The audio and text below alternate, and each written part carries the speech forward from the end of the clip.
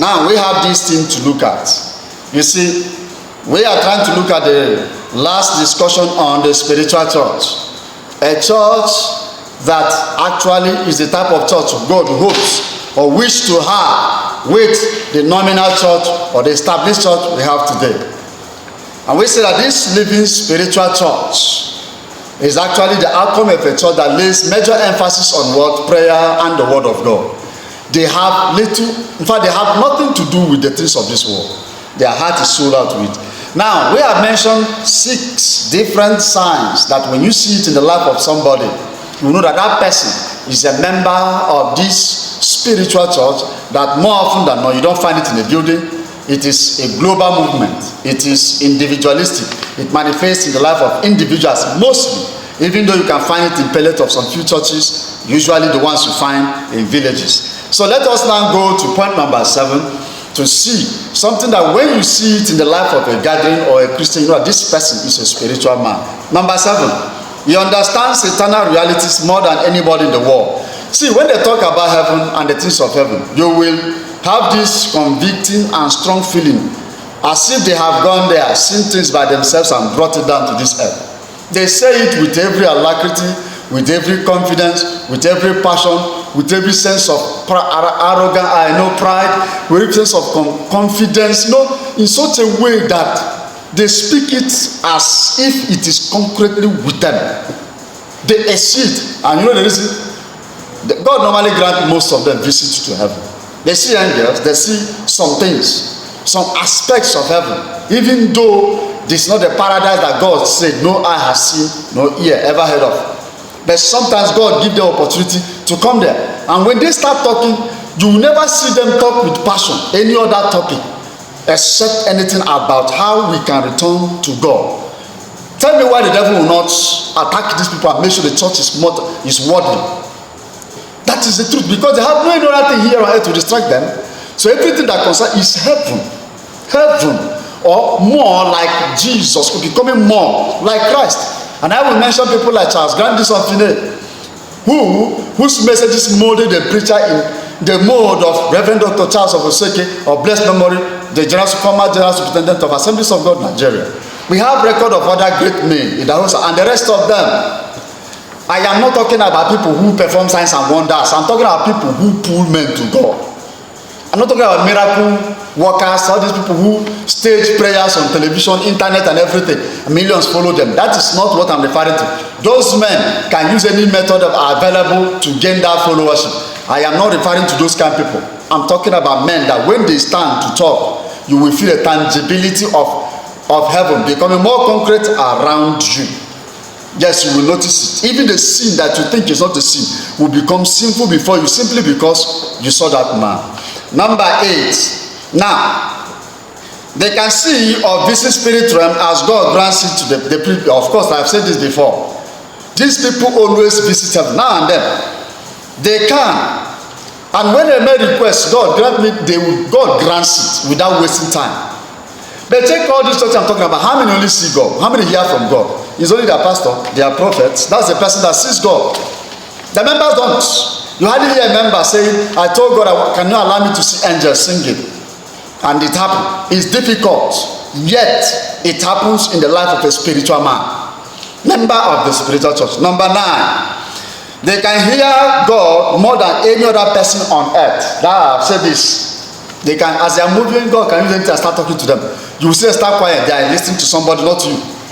You can be talking to them. God will use what you are saying and tell them something. God can even guide them. That is the truth. Don't enter here. Don't touch this food. Don't eat the other one. God talks to them every now and then. That is it. Do you know these are the people that most of the people who join cult and get power from there try to be spiritual men of God. They don't have to be pastors and preachers. They can be laity, ordinary church members. But their fellowship and devotion to God is so deep that, let me tell you something, these people hear and mingle with God at any time. They can hear him. In fact, I can remember one story of a man that was told to go and preach among the bushes. He said he had a voice talking to him. That is clear. And when he went there, for 3 times he went to the bush. On the 3rd time, he saw a man that came to ask him, why have you been coming here all this time? And the man said, what brought you here? He said, well, I am tired of life. I feel that God doesn't love me. And so I came here to hang myself. And I noticed this time I want to hang myself, your voice will start coming from one direction, telling me, why do you want to kill yourself? That is a spiritual man. He hears God. It's not only a person that tells me that I hear God telling me to go and preach in California. Yes, God says you should dump this amount for where I doubt those things to be the voice of God. They are not. In fact, they are not the voice of God. Prove me wrong. Messages God gives for the masses are usually to prepare us to come closer to God or to get us ready for his coming. That is just the fact. Now, number 10. Their word are potent and dangerous, always coming to pass. You see this kind of people? Please, these are people that don't mess around with utterances. All these people who crack jokes, they don't belong to you, because any word that drop out of their mouth, angels will carry it out. The Spirit of God will carry it out, implement it immediately. In fact, they are the people that the Bible say rightly that you are gods, because anything they say happens. A story was told of a man whom a conductor made sure that he embarrassed him in the motor park and pushed him out of the vehicle. He will never enter this vehicle. And then the man missed his, appointment. But at the motor park, the man said, for what you have done to me, I take away your peace. Simple. That man never found himself for days. He never found peace. Always quarreling, fighting people here and there. Not until somebody sat in and said, what is your problem? I cannot understand. Thank God for the word of wisdom and revelation. The man told him there's somebody who offended, and the person made an utterance to you. Please look for that man and apologize. Until he reverses his comment, he will not be normal. Thank God they live within the same place. He traced the man, knelt down and apologized. The man said, I recover my words, may your peace be back unto you.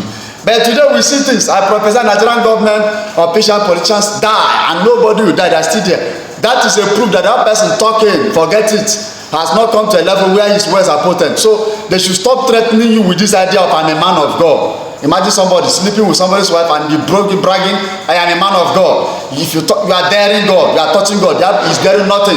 You are a bag of sand. You are a heap of rubbish. You are just rubbish and nonsense. If your word that you have spoken cannot carry a dangerous effect immediately, whether for good or for bad, you are not a spiritual man.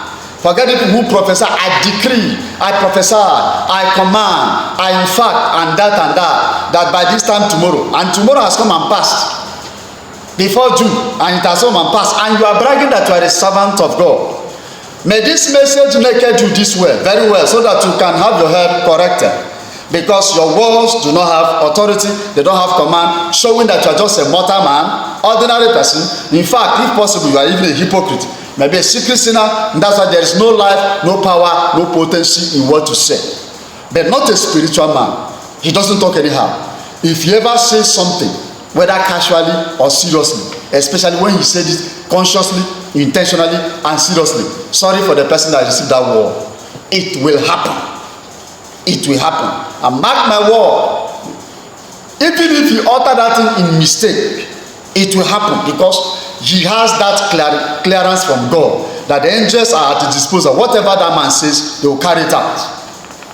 And here we are. We say we are going to church, a very dead church. And lastly, number 10, number 12. His favorite music ministers are gospel singers. Yes, he has no business with gospel artists. No, he doesn't have business with gospel artists who borrow things from the world to make their song look flashy, modern, civilized, acceptable to the people and to the world. No, he loves to listen to those local gospel singers, those archaic gospel singers. They minister to him a lot, more than any other thing that you can get from the music world. And this is the very fact about that. So we have to be very much conscious about this. And then the question comes, are you a spiritual man? Stop deceiving yourself. Damn, even me, I am fighting to get there. But I know I've experienced it from some people. That's why you see me talking about it now. May the Lord revive us even this day.